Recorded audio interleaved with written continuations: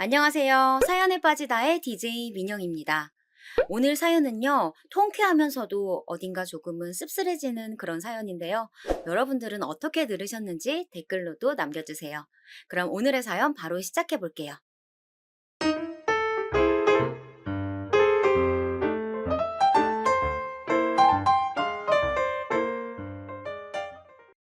안녕하세요. 저는 30대 후반의 결혼 6년 차 워킹맘입니다. 최근에 시댁을 초토화시킨 커다란 사건이 있어 이렇게 사연을 쓰게 되었어요. 우선 저는 나름 베테랑이라 자부하는 15년 차 간호사입니다. 10년 전 지금 있는 병원으로 이직한 지 얼마 안 되어서 적응하기 바빠 누군가를 만날 시간조차 없었던 때에 남편이 작은 교통사고로 입원을 하게 되었고, 그때 남편을 처음 만나게 되었어요. 열정으로 가득했던 젊은 그 시절엔 하루에 4시간을 자며 쉴 새 없이 일하던 워커홀릭이었답니다. 빡빡한 스케줄 근무에 연애는 고사하고 밥 먹을 시간조차 쪼개가며 지냈었죠. 눈이 참 많이 내리던 겨울날 입원병동 야간 당직을 섰고, 남편이 깁스를 한 발로 목발을 집은 채로 다가와 수고가 많다며 따뜻한 캔커피를 건네주더라고요. 창가 앞에 놓인 작은 테이블의 첫 만남이었지만 우린 많은 이야기를 하였었고, 이후로 지루하던 나이트 근무가 계속 기다려지더라고요. 남편이 퇴원을 하던 때쯤 우린 정식으로 교제를 시작했었고, 그렇게 4년이란 연애 후 결혼에 골인을 하여 눈에 넣어도 안 아픈 제 딸을 얻게 되었답니다. 노산에 가까운 나이인지라 출산 후 몸을 회복하는 데는 시간이 꽤 걸렸었죠.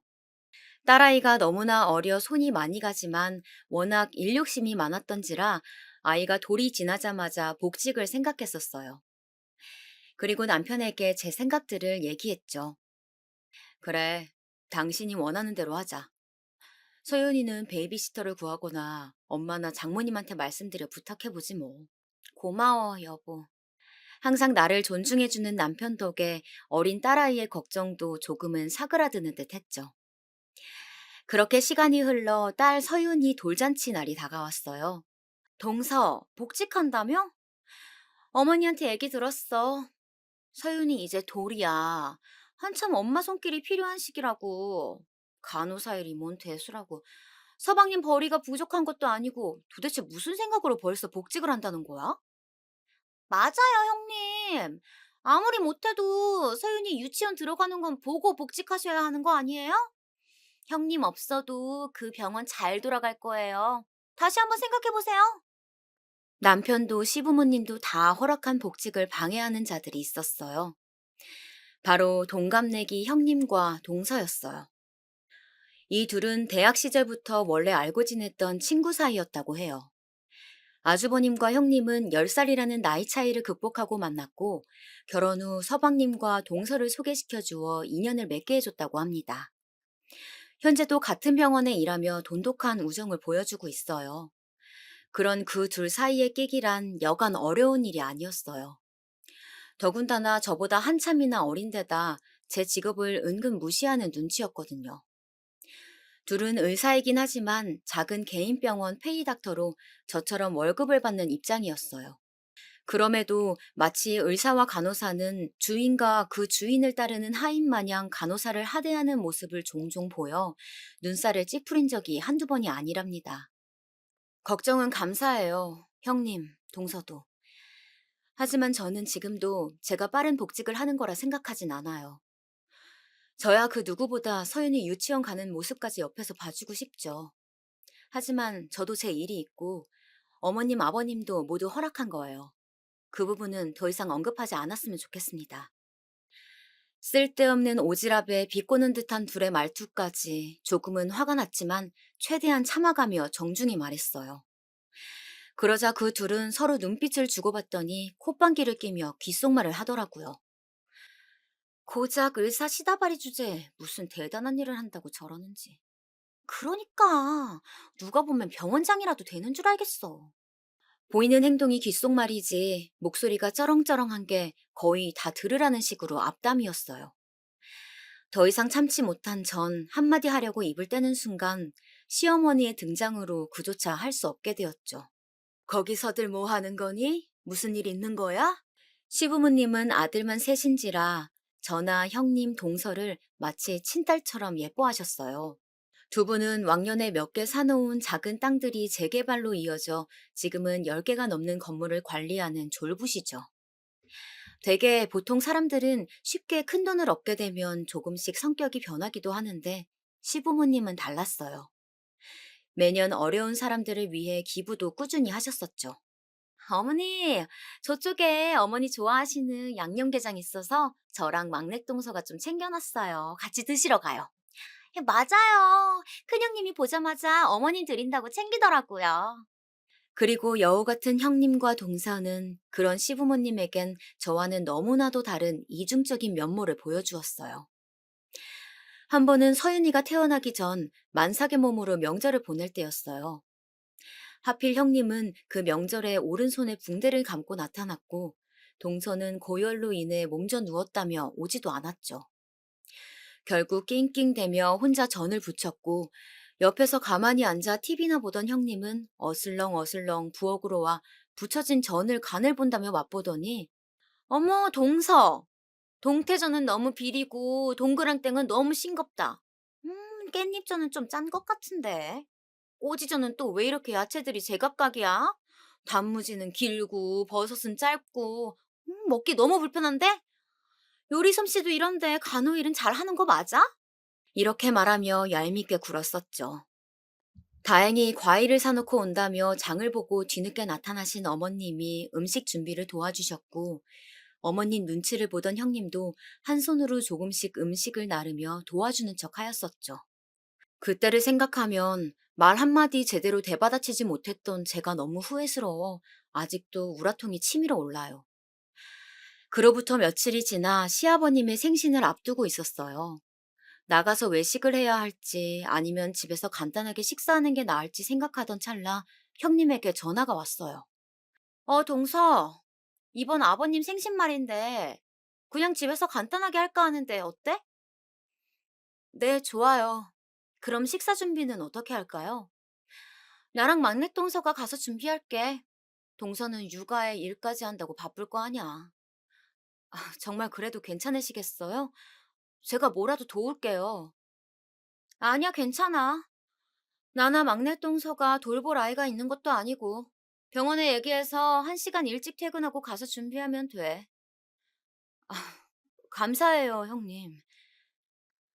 웬일로 저를 신경 써주는 게 이상하단 느낌이 들긴 했지만 둘에게는 없는 아이가 저희 집에만 있으니 진심으로 배려를 해주는 거구나 생각했어요. 그게 큰 오산이라는 걸 늦지 않게 알 수 있었죠. 그렇게 아버님 생신날이 다가왔어요. 음식 준비는 도우지 못했으니 케이크라도 사가야지 하며 어른들도 드실 수 있을 만한 달지 않은 고구마 케이크를 하나 사들고 작은 선물과 함께 집으로 찾아가 벨을 누르는데 한참이 지나도 반응이 없었어요. 5분, 10분 시간이 흘러 남편이 결국 아버님에게 전화를 걸었어요. 아버지, 저희 집에 도착해서 계속 벨 눌렀는데 혹시 안 들리시는 거예요? 뭐, 집이라고? 우린 첫째가 밥 사준다고 해서 셋째랑 같이 나왔지. 첫째 아가, 너 둘째한테 얘기했다 하지 않았니? 당신 혹시 형수한테 얘기 들은 거 있어? 형네가 밥 사준다고 나가서 드시고 계신다는데? 뭐? 분명 나한텐 집에서 간단하게 하자고 했었어. 식사 준비는 형님하고 동서가 한다고 해서 일부러 케이크 사들고 온 건데. 너무 어이가 없어 기가 차더라고요. 씩씩대며 저희는 식사 중이라는 한식집으로 찾아갔어요. 예약자를 묻는 직원에게 형님 이름을 대니 창가 쪽 룸으로 데려갔고 똑똑 하는 노크 소리 이후 문을 여니 모두의 시선이 저와 남편에게 집중되었어요. 식탁을 보니 이미 식사가 마무리되어 가는 듯 보였죠. 저희를 보자마자 입을 뗀 건 형님이었어요. 어머, 동서!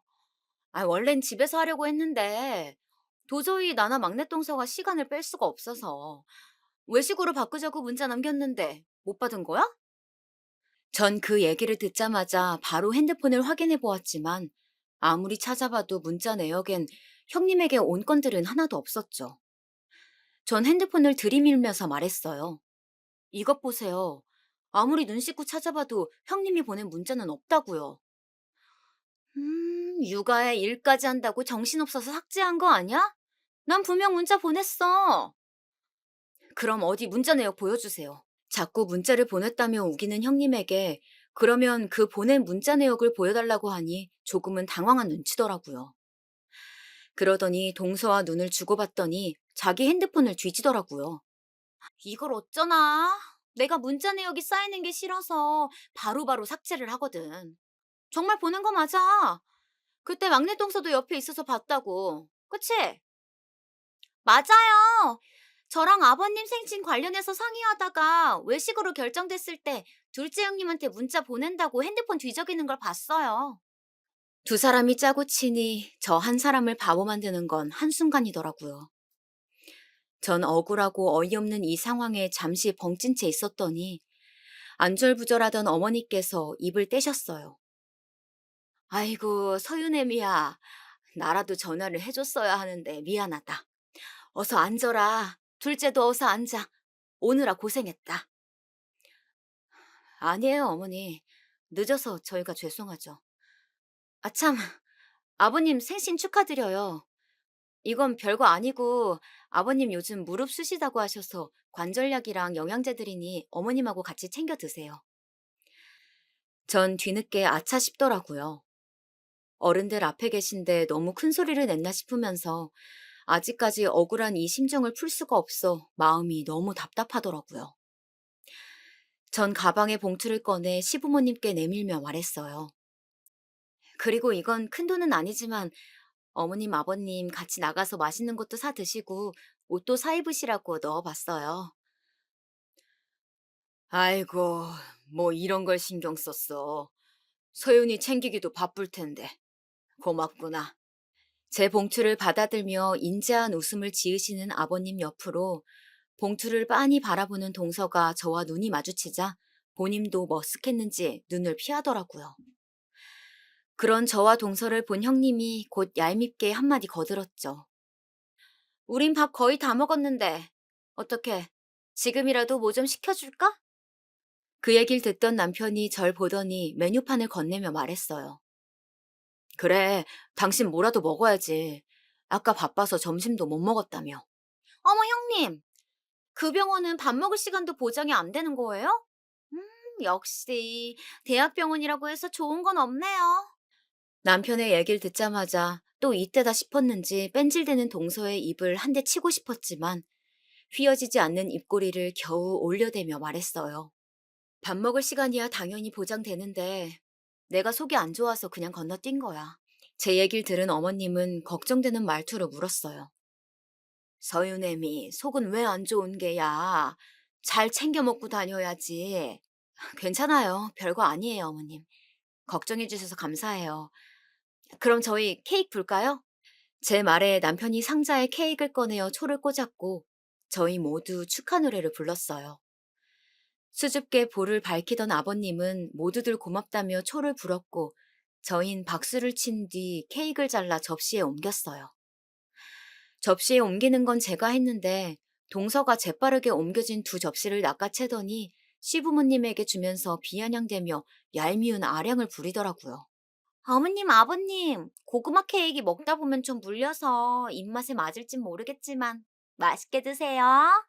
그러자 시부모님은 저와 동서를 번갈아 보았고 곧 아버님이 인자한 웃음을 지으시며 말했어요. 고구마 케이크 달지 않아 우리가 먹기엔 제일이지. 잘 먹을게 둘째 아가. 고맙다.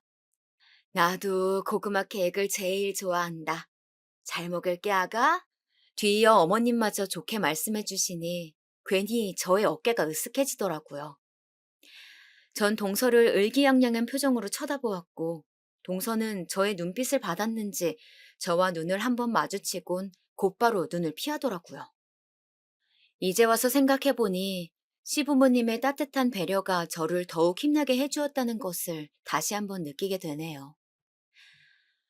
그나저나 동서는 속이 왜 안 좋았던 거야? 지금 케이크도 잘 못 먹는 것 같네? 간호사란 사람이 본인 몸 하나 간수 못해서 다른 사람을 간호해줄 수야 있겠어? 아무리 간호사라고 해도 아침에 먹은 게 부대끼면 속이 좀 안 좋아질 수도 있고, 고작 이런 문제로 다른 사람 간호하는 게 문제될 일은 전혀 없을 것 같은데요. 아침부터 뭐 얼마나 거하게 먹었길래 속이 부대껴?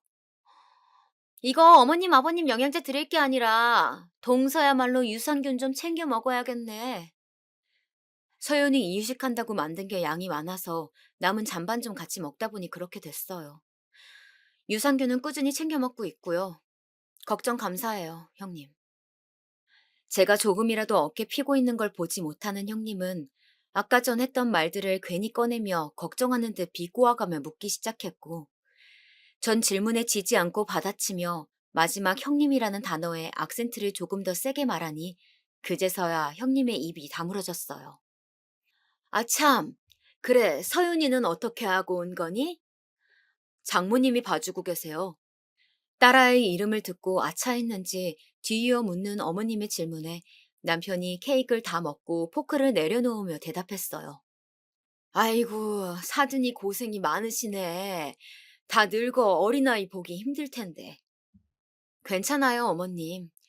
평소엔 베이비시터가 보는데 아버님 생신이라니까 엄마께서 먼저 서윤이 봐줄 테니 데려오라고 하신 거예요. 그리고 아버님 생신 축하드린다는 말도 대신 전해드리라고 하셨어요.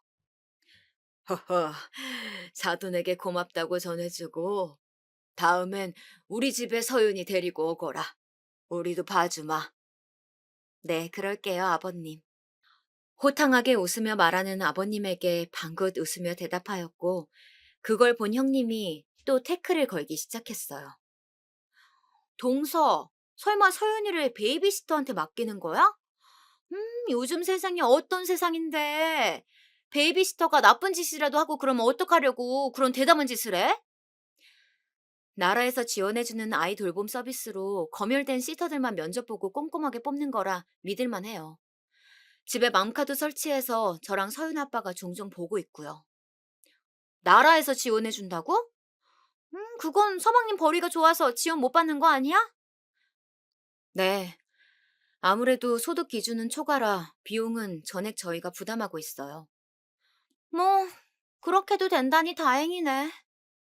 침착히 하나하나 설명해주는 제 모습에 더 이상 할 말이 없었는지 여전히 비꼬는 듯한 어투로 말하는 형님을 보던 아버님이 단골 질문을 어김없이 던졌어요.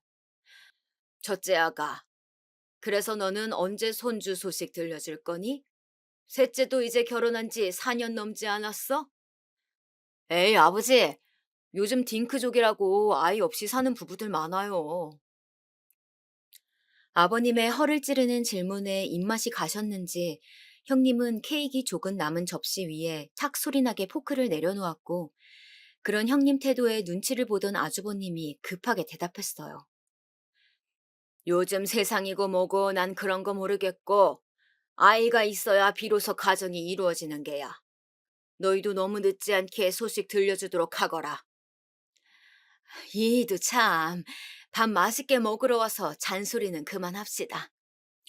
어머님의 제지로 아버님의 헛기침을 마지막으로 짧은 침묵이 오갔고 형님과 동서는 노력해보겠다며 되도 않는 억지 웃음을 지으며 시아버님의 생신은 파했습니다.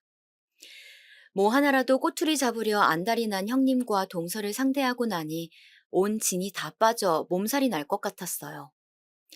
아니나 다를까 다음 날 아침 고열로 인해 몸져 눕는 심세가 되었답니다.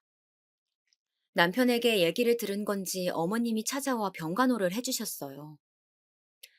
아이고, 얼굴 헬스케진 것 봐.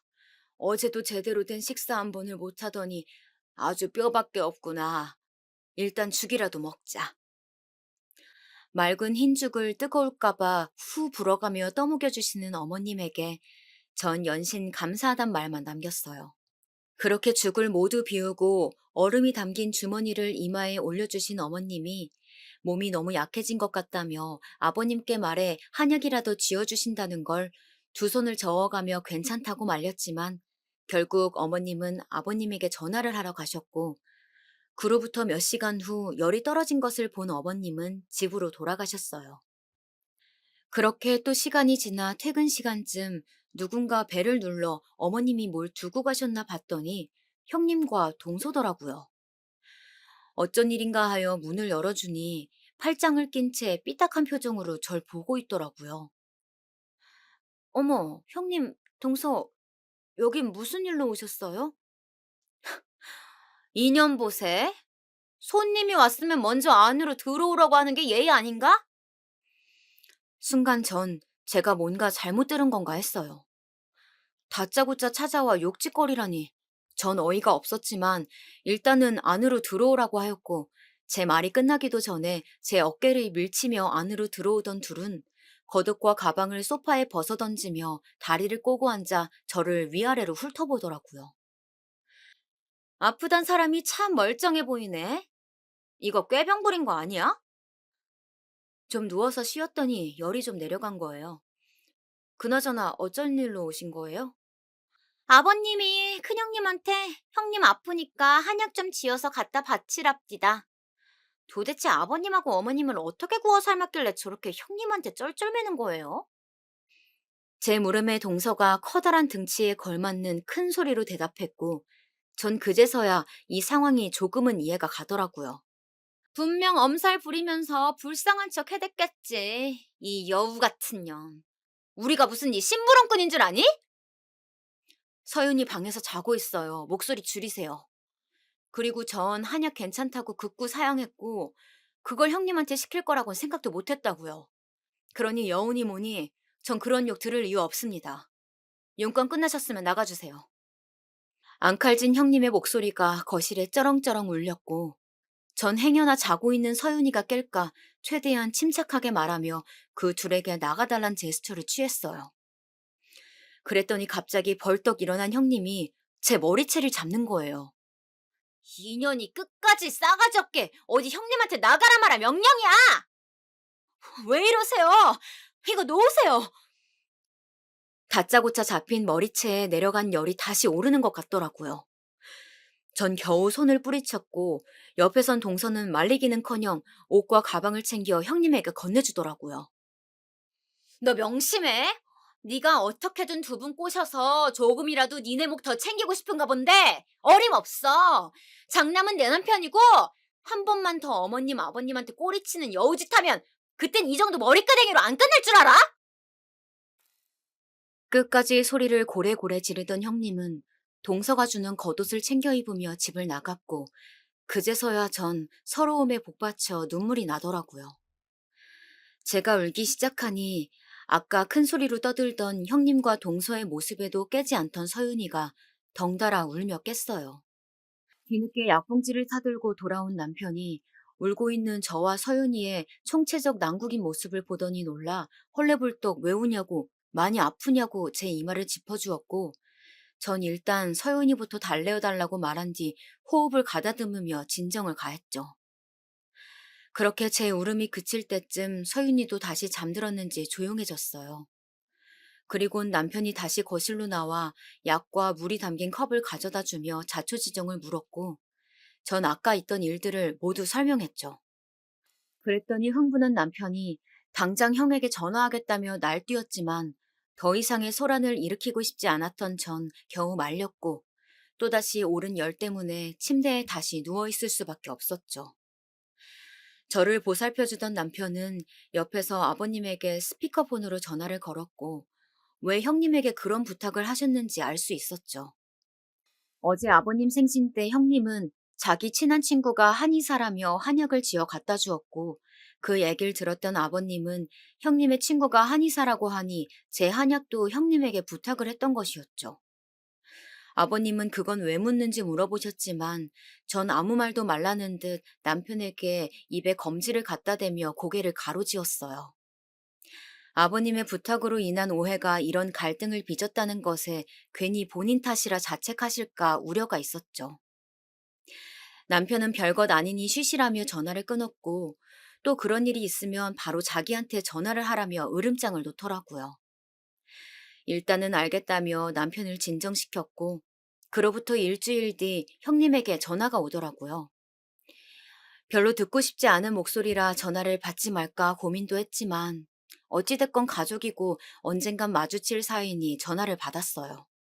그런데 웬일인지 목소리가 꽤 나긋나긋하더라고요. 동서, 별일 없지? 네, 뭐 별일이 뭐가 있겠어요. 그보다 어쩐 일이세요? 어머, 동서도 참. 우리가 뭐 꼭 무슨 일 있어야 연락하나? 몸은 좀 어때? 단순 감기 몸살이었어요. 지금은 전혀 문제 없고요. 그렇다면 다행이네. 아니, 우리 아버님이 어찌나 동서를 생각하는지 꼭 동서한테 한약을 갖다 주라고 내가 아는 친구한테 부탁해서 지금 한약 한 달치를 지었어. 그래서 이걸 좀 갖다 주려고 하는데 오늘 퇴근 후에 별다른 약속 없지? 네, 뭐 약속은 없지만 서윤이 때문에 제가 어딜 가긴 좀 어려워서 형님이 직접 저희 집으로 와주셔야 할 것 같은데 괜찮으시죠? 그럼 뭐 나나 막내 동서가 봐줘야 할 아이가 있는 것도 아니고 우리가 가야지. 막내 동서랑 이따 7시에 갈게. 네, 그러세요. 끝까지 사근사근 전화를 마치는 형님을 보고 딱 눈치가 가더라고요. 아, 옆에 아버님이나 어머님이 계시겠구나 하고요. 그리고 시간이 흘러 퇴근 후 베이비시터를 집에 보내고 집을 간단하게 치웠어요. 하필 오늘따라 남편은 일이 늦게 끝난다고 하였고, 결국 그 둘과 삼자대면을 하게 되었어요. 약속 시간 10분 전 벨이 울렸고, 전 떨떠름한 표정을 감추지 못한 채 그 둘을 맞이하였어요. 그들 또한 삐딱한 시선으로 저를 바라보며 한약 박스를 건네주었고, 전 고맙다는 말과 함께 박스를 받아 식탁 옆에 내려두었죠. 그 둘은 너무나도 자연스럽게 소파에 겉옷과 가방을 내려둔 뒤 테이블에 자리를 잡아 앉았고, 이후 전 미리 내려두었던 원두 커피를 찻잔에 옮겨 담아 둘 앞에 내려놓으며 말했어요. 에디오피아에서 수입해온 원두를 직접 간 커피예요. 맛이 꽤 좋을 거예요. 드세요. 어머, 병원에서 일하면서 차고 넘치게 마시는 게 커피인데 이렇게 센스가 없어서야. 동서가 일하는 병원 의사들은 동서 참 답답해 하겠다. 그렇게 뜨거운 커피는 됐고, 뭐 혹시 뭐 주스 같은 건 없어? 아까와는 확연히 달라진 말투에 아까 통화할 때 옆에 아버님이 계셨겠구나 했던 제 예상은 거의 확신이 되었습니다. 전 냉장고를 한번 살펴보고 주스는 없는데 그냥 커피 드시면 안 되냐 물었고 기어코 주스가 드시고 싶다는 형님에게 그럼 편의점 좀 다녀올 테니 잠깐만 기다려달라고 하였죠. 동서, 난 오렌지 주스를 부탁해. 설마 내가 한약까지 갖다 줬는데 이 정도로 서운해하고 그러는 거 아니지? 네, 뭐 한약은 잘 먹을게요. 혹시라도 서윤이 깨면 바로 전화 좀 주세요. 형님, 전 콜라요. 간단하게 외투를 입고 지갑을 챙겨 나가는데 그 와중에도 원하는 음료를 외쳐대는 형님과 동서에게 꽉 쥔 주먹을 뒤로 숨긴 채 문을 닫았죠. 그렇게 편의점에서 오렌지 주스와 콜라를 사들고 가는 길에 혹시라도 서윤이가 울며 엄마를 찾진 않을까 걱정되어 맘카를 켜보았어요. 그리고 둘만 남겨진 집에 오가는 대화에 경악을 금치 못했죠. 내가 진짜 입간년 때문에 이런 심부름까지 해야 하냐? 그러게. 혜진이 너도 진짜 대단해. 나 같으면 아무리 아버님이 옆에 있어도 그렇게 곱게 전화하지 못했을 거야. 나라고 뭐 좋아서 그랬겠냐? 그 노인네들 눈밖에 나봤자 좋을 게 하나 없어 그러지. 하여간 늙으면 뒤져야 하는데 노인네들 팔팔한 게 아주 100살까지 살겠어. 야, 넌 무슨 그런 끔찍한 소리라냐? 생각만 해도 지긋지긋하다. 잠깐 들은 대화임에도 손발이 덜덜 떨리더라고요. 전 애써 마음을 침착하게 다잡으며 어플을 종료하였고 집으로 돌아갔습니다. 엘리베이터에 내려서 현관까지 걸어가는데 뭐가 그리 즐거운지 웃음소리가 복도를 다 울리더라고요.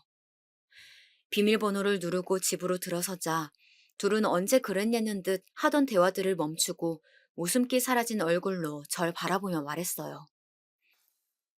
꽤 오래 걸렸네? 저희 아파트 상가가 이쪽 동이랑 반대편에 있어서 앞에 있는 편의점이라고 해도 거리가 꽤 돼서 시간이 좀 걸렸어요. 전 오렌지 주스와 콜라를 주스잔에 따라주며 말했어요. 작은 아주버님은 오늘 많이 늦으시나 봐요? 음, 일하는 알바생이 갑자기 못 나온다고 해서 대타 뛰고 있어. 주스잔을 건네주며 대답한 뒤 드시라고 말과 함께 저도 자리에 앉았어요. 지난주엔 내가 행동이 좀 경솔했어. 그 부분은 사과할게, 동서. 무슨 꿍꿍이인지 지난주 제 머리채를 잡았던 일을 먼저 사과하는 형님에게 의심의 눈초리를 거두지 못한 채 사과를 받아주었어요. 그런데 동서도 알다시피 우리 남편이나 막내 동서 남편은 아버님 밑에서 건물 관리인으로 뭐 잡다한 이런저런 일 다 하는데 월에 얼마 받는 줄 알아? 얼마나 받으시는데요? 500. 고작 500 받으면서 그 뒤치다꺼리 다 한다고. 그런데 둘째 서방님은 본인 사업이라 쳐도 월에 못해도 1,000만 원은 거뜬히 벌잖아. 네, 뭐 그 정도는 벌죠. 형님 말씀대로 본인 사업을 하는 거니까요. 동서가 뭘 모르나 본데 둘째 서방님 사업 자금을 누가 대줬겠어? 다 아버님이 대준 거야. 그런 탄탄한 기초 자본금 없었으면 그렇게 성공도 못했다고. 그래서 형님이 하시고자 하는 말씀이 뭔데요? 제 물음에 우물쭈물하는 형님 옆으로 동서가 이때다 싶었는지 큰 소리로 답하더라고요. 유산을 받지 않겠다 하세요. 건물 관리도 저희 남편들이 하는데 당연히 건물도 큰 아주버님하고 제 남편이 오롯이 받는 게 맞죠. 아니 그게 무슨 어처구니가 없었어요. 유산을 포기하라니. 이 둘의 검은 속내가 뻔히 보여 슬슬 진절머리가 나더라고요. 이 얘기는 못 들은 걸로 할게. 아직 아버님 어머님 두 분 다 정정하시고 벌써부터 이 문제를 거론하는 건 아닌 것 같은데. 그럼 아버님이 동서 이뻐하니까 우리 남편들 월급 조금이라도 올려줘라고 얘기 좀 해주라. 제 말이 끝나자마자 기다렸다는 듯이 말하는 형님. 이건 또 무슨 소린지 더 이상 이 둘의 얘기를 들으면 안 되겠다 싶었죠. 그런 얘기는 제3자인 제가 드리는 것보다 형님이랑 동서가 하는 게 맞다고 보는데요. 이 얘기 또한 못 들은 걸로 할게요. 한약은 정말 고마워요. 잘 받았다고 저도 아버님께 말씀드리죠. 용건 끝나셨으면 돌아가 보세요. 저녁 시간대 지났는데 집 가서 아주버님하고 서방님 기다리시겠어요. 제 얘기를 들은 그 둘은 시계를 보더니 시간이 벌써 이렇게 됐냐며 불이 나게 짐을 챙기고 집으로 갔어요. 그리고 곧이어 남편이 돌아왔고 아까 제가 편의점 다녀올 동안 둘이 대화하던 녹음본을 같이 보았죠. 다행히도 저희 집 맘카는 안방을 빼곤 모두 자동 녹화되게끔 설정을 해둔 터라 제가 들은 그 짧은 대화를 제외하고 전과 후 그 둘의 대화를 긴밀히 살필 수가 있었어요. 아까 들었냐? 에디오피아 어쩌고 하면서 또 유식한 척 고상한 척 하는 거. 응, 완전 재수없어. 아, 근데 여긴 저번에 왔을 때도 느꼈는데 집이 좀 큰 것 같지 않아? 이 정도 평수면 한 50평은 되려나? 50평 훨씬 넘지. 난 아직 30평인데. 나도 그래. 근데 우리 집은 평수가 훨 작은데도 이것보다 더러운데. 여긴 집도 넓은데 청소는 잘 돼 있네. 청소하는 도우미 아줌마 쓰나 보지. 간호일 하면서 어떻게 집안 청소까지 이렇게 깨끗하게 하겠어. 하긴 둘째 아주버님 버리면 도우미 하나 쓸만하다. 그치? 나 같아도 쓰겠어. 네 남편이나 우리 남편은 생긴 것도 제일 학급이면서 벌이도 변변찮고 잘못 잡은 것 같다. 둘째 서방님이 삼형제 중에선 제일 인물도 괜찮고 여러 방면으로 다 좋은데 하필 이런 늙은 여우가 물어가선. 맞아. 아우 나 진짜 아버님 건물만 아니었으면 당장 이혼했어. 아니 애초에 결혼도 안 했겠지. 이 인간 매일같이 코 골고 먹는 건 왜 또 그렇게 돼지같이 먹는지. 한 공간에 있기만 해도 닭살 돋는다니까? 그러게. 내 남편은 딱 사오정에 네 남편은 딱 저팔계네. 이런 이야기를 하며 서로 키득키득 웃는 두 형님과 동서. 남편은 옆에서 보더니 주먹을 꽉 쥔 채 부들부들 떨더라고요. 그걸 본 전 잠시 영상을 일시정지했어요. 저 두 인간 살고 있는 그 30평대 아파트 우리 아버지가 형하고 동생 결혼할 때 해준 거야. 우리는 손 하나 안 벌리고 둘이 아껴감을 모은 걸로 20평대에서 옮긴 건데 그런 것도 모르고. 나는 알지, 여보. 허영심만 가득 찬 저 둘이 그런 것까지 알겠어. 전 떨고 있는 남편의 두 손을 꽉 붙잡아 주었고 영상을 다시 재생했어요. 아, 진짜 너무 웃겨. 근데 저 한약은 얼마 줬어? 저거 내가 버리는 약재들로 구색만 맞춰달라고 해서 얼마 안 줬어. 내가 진짜 입간년 때문에 이런 심부름까지 해야 되냐? 그러게, 혜진이 너도 진짜 대단해. 나 같았으면 아무리 아버님이 옆에 있어도 그렇게 곱게 전화하지 못했을 거야. 나라도 뭐 좋아서 그랬겠냐? 그 노인네들 눈밖에 나봤자 좋을 게 없어서 그렇지. 하여간 늙으면 뒤져야 하는데 노인네들 팔팔한 게 아주 100살까지 살겠어. 야, 너 무슨 그런 끔찍한 소리를 하냐? 생각만 해도 지긋지긋하다. 곧이어 제가 아까 봤던 그 대화 내용도 나오더라고요. 그리고 전 저 한약을 당장 가져다 버려야겠다고 맘먹었죠. 그나저나 저번에 내가 머리채 잡고 지랄한 거 혹시 노인네들한테 떠벌리진 않았겠지? 말했다면 진즉에 우리 불려가서 뭐라 했을 것 같은데 잠잠한 거 보니까 아직 안 한 것 같은데? 야, 우리 이따 얘 오면 제안 하나 할까? 제안? 무슨 제안? 유산 포기하라고. 그것도 안 되면 노인네들이 예뻐해주니까 네 남편하고 우리 남편 월급 좀 올려달라고 부탁 좀 해달라고 말해보는 거야. 전혀 안 들어줄 것 같은데. 당근 안 들어주지. 그냥 말만 던져보는 거야. 어떻게 반응하나. 까놓고 말해서 건물 관리는 네 남편이랑 우리 남편이 다 하는데 유산도 오롯이 받는 게 맞지.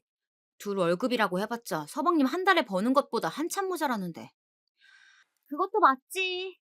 지는 돈 잘 버는 번듯한 남편도 있으면서 유산까지 똑같이 나눠받길 바라면 욕심이지.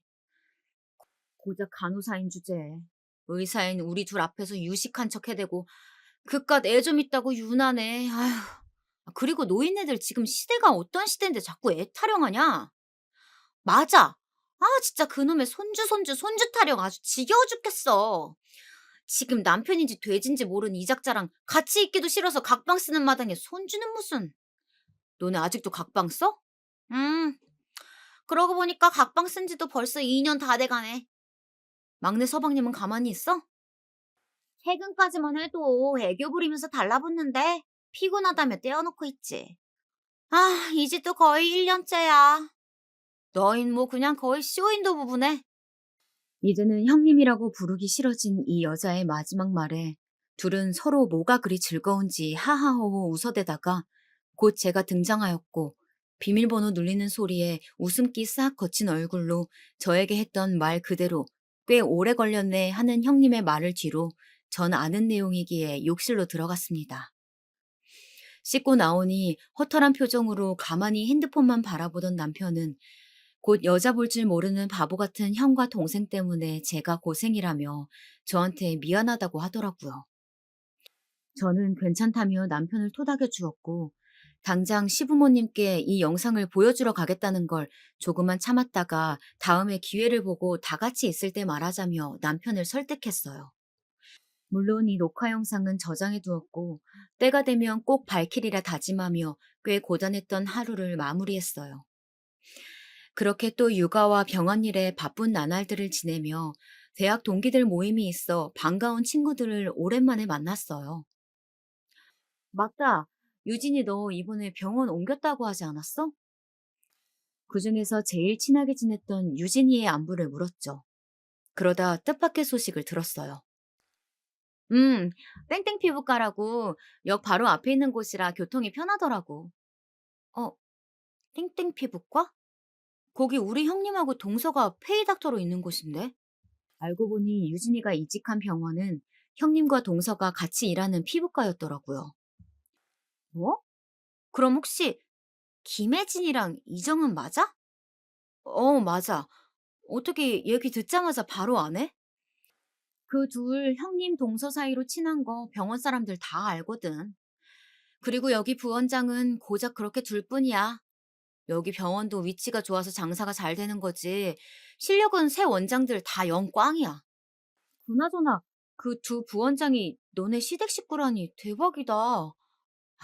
그 둘 병원에서 굉장히 소문 안 좋아. 그리고 유진이를 통해 들은 얘기는 더욱 충격적이었습니다.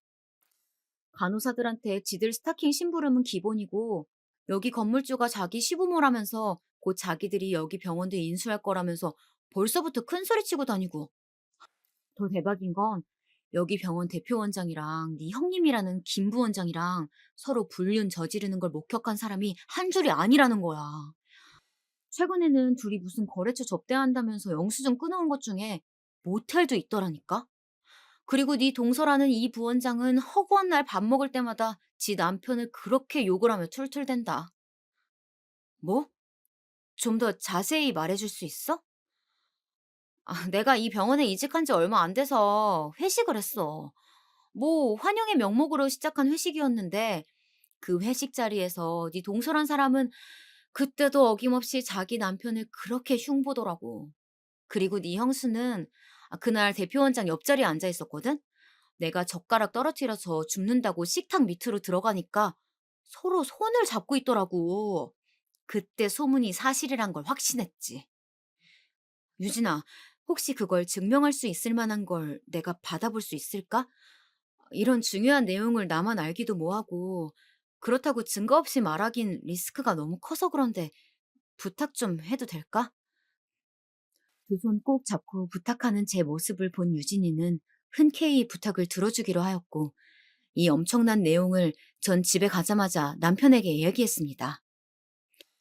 그게 사실이면 얼른 형이나 진욱이한테 얘기해야지. 안 돼, 여보. 지금 말하면 괜한 불화만 일으킬 뿐이야. 우리 둘의 말뿐인 얘기를 아주버님하고 서방님이 과연 믿을까? 내가 유진이한테 부탁해 놓은 게 있으니까 조금만 기다려보자. 제대로 된 증거를 잡으면 그때 얘기하자. 제 얘기를 들은 남편은 당장 아주버님과 서방님께 전화를 하려 했고 전 겨우 말려 진정을 시켰죠. 그리고 일주일이란 시간이 지나 저에게 두 가지 소식이 전해졌어요. 하나는 친구 유진이에게서 온 소식이었어요. 증거를 잡았다는 연락이었죠. 때마침 병원에 도난 사건이 있어서 원 내에 CCTV를 돌려봐야 했고 그 안에 형님의 불륜 현장도 있었다는 거예요. 대표 원장실에서 부둥켜 끌어안으며 키스하는 형님과 대표 원장의 모습이었어요. 그 장면을 유진이가 사진으로 촬영한 후 핸드폰으로 넘겨주었고 전 듣기만 했던 형님의 불륜 장면을 바로 목격하니 뻔뻔하기 그지없는 이 둘의 모습에 소름이 다 돋더라고요. 그리고 남은 한 소식은 제가 간호생활 15년 만에 드디어 수간호사로 승진했다는 소식이에요. 제 사수이자 직장 상사였던 수간호사 언니가 늙은 어머니 복량을 위해 시골로 내려가야 해 관둘 수밖에 없었고 그 자리를 제가 대신하게 된 것이죠. 대학병원 치곤 비교적 빠르게 수간호사가 된 격이었어요. 저는 이 승진 소식을 제일 먼저 남편에게 알려주었고 저보다도 더 기뻐해주며 퇴근길에 제가 좋아하는 케이크와 와인을 사올 테니 일을 마치자마자 집으로 늦지 않게 들어오라며 축하해 주었죠. 이후 친정집에 전화하여 소식을 말해주었고 친정 엄마는 곧 눈물을 흘리며 축하해 주셨어요. 아유, 고생 많았다. 고생 많았어. 정말 축하한다. 고마워요. 근데 엄마 지금 울어? 왜 울고 그래? 울긴 누가 울어. 엄마가 좋아서 그래. 너가 그동안 얼마나 많이 고생했는지 알아서. 처음 병원 실습한다고 나갔을 때 매일같이 울고 들어와서 엄마가 얼마나 마음이 안 좋았는데. 음, 엄마는 언제적 얘기를 하고 그래요. 울먹이며 말하는 친정 엄마의 진심 어린 말에 저 또한 눈물이 날 것 같았죠. 부유한 시댁과는 다르게 저희 집은 지극히 평범한 집안이었어요. 일반 중견기업에 30년 넘게 종사하시며 자식들에게 손 벌리고 싶지 않다며 정년퇴임을 미루고 계시는 조금은 가부장적인 아버지와 이제는 텃밭에 자라는 작물들을 보며 즐거움을 느끼시는 가정주부이신 어머니. 간호사라는 직업이 아무래도 여성의 비율이 많았고 소위 말하는 텃세에 빡빡한 스케줄 근무까지 더해져 제 첫 사회생활은 그야말로 아비규환이었어요. 그럼에도 전 꿋꿋이 버텨냈고 무엇보다 이 일이 힘들긴 하여도 보람있고 재미있었어요. 그렇게 과거를 잠시 회상하게 했던 친정 엄마와의 전화를 끊고 시어머님에게 전화를 걸었어요. 어머님, 건강 잘 챙기며 지내고 계시죠? 그럼 우리 둘째 아가 덕분에 잘 지내고 있지. 서윤 애미도, 서윤이도, 서윤 애비도 다 잘 지내지? 네, 그럼요, 어머님. 다름이 아니고 제가 이번에 병원에서 수간호사로 승진을 하게 됐어요. 아이고, 우리 서윤 애미가 아주 대견한 일을 했구나. 승진이라니 정말 축하한다, 아가. 감사해요, 어머님. 그래서 말인데, 제가 이번에 한우 잘하는 제보를 모셔서 한 끼 제대로 대접해드리고 싶은데, 시간 언제가 괜찮으세요? 에이, 얘는 한우는 무슨, 우리는 괜찮다. 그 돈으로 너희들 맛있는 거 하나라도 더 사 먹어라. 아니에요, 어머님. 제가 진심으로 대접해드리고 싶어서 그래요. 저 이번에 승진 보너스도 나와요. 아이고, 그래. 그럼 너희 시아버지랑 상의해서 시간 말해주마. 다시 한번 축하한다. 우스갯소리로 보너스 얘기를 하니 하하하 웃으며 호탕하게 웃으시던 어머님이 곧이어 대답하셨고 전 고맙다는 말을 끝으로 전화를 끊었어요. 이후 퇴근 시간이 되었고 집에 가니 촛불로 된 길이 있더라고요. 그 길을 따라가니 케이크와 꽃다발을 들고 있는 남편이 있었고 전 너무 감동한 나머지 그 자리에서 엉엉 울고 말았답니다. 프로포즈 때 이후로 처음 받아보는 이벤트에 전 연신 고맙단 말을 아끼지 않았고 그런 저를 남편이 꼭 안아주었죠. 도저히 이 분위기에선 형님의 불륜 현장 사진을 보여주는 건 어렵겠다 싶어 전 남편에게 그날은 그 사진을 공개하지 못했어요. 그렇게 그 사진이 잊혀갈 때쯤이었어요. 어머님에게 기다리던 연락이 왔어요. 이번 주 일요일 저녁에 시간이 어떠냐는 물음에 흔쾌히 알겠다 하였고, 형님과 동선에도 오는데 괜찮냐는 질문에 기꺼이 괜찮다고, 축하하는 자리에 더 많이 온다면 오히려 좋다고 대답했죠. 그리고 약속한 일요일 저녁, 예약자인 제 이름을 말하자 작은 룸으로 안내해 주었고, 미리 주문도 해놓았던 터라 자리에 앉자마자 고기를 먹을 수 있게 준비가 다 되어 있었어요. 투 플러스 한우만 고집한다는 소문난 한우집의 메뉴판 속 가격을 보더니 어머님이 놀래며 말씀하셨어요. 둘째 아가, 이거 가격이 너무 센 거 아니야? 우린 그냥 소고기집을 가도 되는데. 아니에요, 어머님. 여기 맛집이라고 TV에도 나오고 꽤 소문난 곳이에요. 맛있게 드세요. 아버님도요? 그래, 고맙다. 잘 먹으마. 나도 아는 양반이 의료계 종사해서 물었더니 거 대학병원에서 수간호사 되려면 20년은 있어야 한다더라. 아주 대단하다, 둘째 아가. 승진 정말 축하한다. 제 어깨를 토닥이며 축하한단 말을 아끼지 않는 아버님에게 고맙다며 고개를 숙였고 그 옆으로 형님과 동서의 대화가 들리기 시작했어요. 어머, 수간호사가 뭐라고 생쇼야? 그러게요. 누가 보면 병원 개업이라도 한 줄 알겠어요. 그니까 의사 시다발이 중 대빵인 거잖아. 한유 중에 제일 가는 한유면 뭐해? 그래봤자 한연데. 잠잠한가 했더니 역시나 비아냥거리며 저를 무시하는 형님과 동서였죠. 심지어 간호사를 하녀와 같은 취급을 하면서 말이죠. 그 전이었다면 어른들 앞이니 참자. 그래 걔는 지져라 하면서 무시하고 넘겼을지 모를 일이지만 그 둘의 실체를 너무나도 많이 알게 된 지금은 그냥 넘어갈 수가 없더라고요. 형님, 그리고 동서, 저는 지금껏 두 분이 저를 그렇게 무시하시길래 얼마나 행실이 올바른가 했더니 오히려 개차반이던데요? 뭐? 무슨 헛소리야, 동서. 지금 말 다 했어? 그래요, 형님. 큰형님하고 제가 뭘 어쨌길래 개차반이라는 소리를 하세요? 아직까지도 뻔뻔하게 큰 소리를 내는 둘의 모습에 전 핸드폰을 꺼내들어 전에 맘카로 녹화해둔 영상을 틀어 보여주었어요. 어머님, 아버님, 축하해주시는 이 좋은 자리에 이런 소란을 끼쳐드려 죄송합니다만 이걸 다 듣고 보았음에도 모른 척하고 넘어갈 수가 없어서요. 응? 그게 뭔데 그래? 괜찮으니 틀어봐라. 제가 의미심장한 말을 남기며 핸드폰 영상을 들이밀자 궁금하셨던지 아버님이 대답해 주셨고, 전 맘 굳게 다잡고 보시라는 말을 끝으로 동영상을 재생했어요. 그리고 영상이 나오자마자 형님과 동서는 사색이 된 채 영상이 재생되고 있음에도 저에게 소리치며 말했죠. 동서, 이게 무슨 개수작이야? 지금 우리 몰래 촬영한 거야? 몰래 촬영이라뇨, 형님. 맘카라고 서윤이 때문에 제가 집안에 설치해둔 게 있다고 아버님 생신 때 분명 말씀드렸는데요. 맘카인지 뭔지 그게 도대체 뭔데? 애도 없는데 우리가 그런 걸 어떻게 알겠어? 맘카는 집에 있는 CCTV 같은 거예요. 실시간 녹화되는 거고요. 본래 목적은 아이를 지켜보기 위함인데 이런 식으로 쓰일 줄은 저도 몰랐네요. 전 다른 분들이 혹여라도 놓치는 장면이 조금이라도 있을까 시끄럽게 소리치는 형님의 말에 대답하면서 영상을 잠시 정지했어요.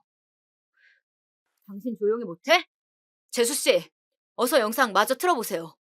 전 아주버님에게 고개를 끄덕이며 영상을 다시 재생하였고, 어머님과 아버님은 본인들의 뒷담화가 나오자 허업하며 숨을 들이키신 후 아이고 아이고 하며 무릎을 치며 우셨어요. 아니야, 이거 아니야, 여보. 어머님, 아버님, 이거 아니에요. 이게 아니면 도대체 뭐가 맞는 건데? 각방 쓰자면서 나를 피할 때부터 알아봤어야 했는데 넌 나를 사랑한 게 아니야. 우리 집 돈을 사랑한 거였어. 그제서야 사태 파악이 된 건지 잠시 멍 때리던 동서는 뒤늦게 제 핸드폰을 빼앗으려고 하였지만 제 남편이 그걸 막아섰죠. 그리고 이어진 서방님의 말에 동서는 울며 용서해달라고 빌었고 서방님은 조용히 하라며 동서를 밀쳤어요. 그리곤 바닥에 널브러진 채 자포자기한 얼굴로 울던 동서는 형님을 손가락질하며 소리쳤어요. 이 일꾼인 거 다 인연이라고. 난 그냥 따랐을 뿐이야. 더 약은 건 바로 얘라고. 너 진짜 조용히 못해? 이후 서방님은 동서가 더 이상 말을 잇지 못하도록 입을 큰 손바닥으로 막았고 형님은 아주버님에게 계속 아니라며 자기가 함정에 빠졌다는 말만 되풀이했죠. 어느덧 영상은 형님과 동서가 저희 집을 나서는 것까지 모두 재생이 되었고 전 다시 핸드폰을 가져와 하나의 사진을 찾아 아주버님 앞으로 보여주었어요. 바로 형님의 불륜 현장이었죠. 아주버님은 떨리는 몸을 주체하지 못한 채 형님에게 따귀를 날리셨고 그렇게 제 승진 축하 자리는 풍비박산되었답니다. 자세한 얘기를 이후 남편에게 들어보니 형님과 동서는 결혼 전부터 건물주 아들인 걸 알고 계획적으로 아주버님과 서방님에게 접근하였고 유산을 건네받으면 본인들 이름으로 건물 몇 채 돌리고 이혼하려는 목적이었다고 해요. 꼬리가 길면 밟힌다는 말이 있죠.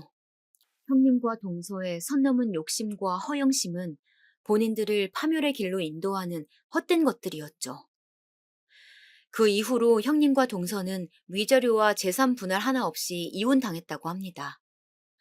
형님과 동서 사이도 멀어질 대로 멀어져 이제는 서로 보기만 하면 물어뜯는 앙숙이 되었다고 해요.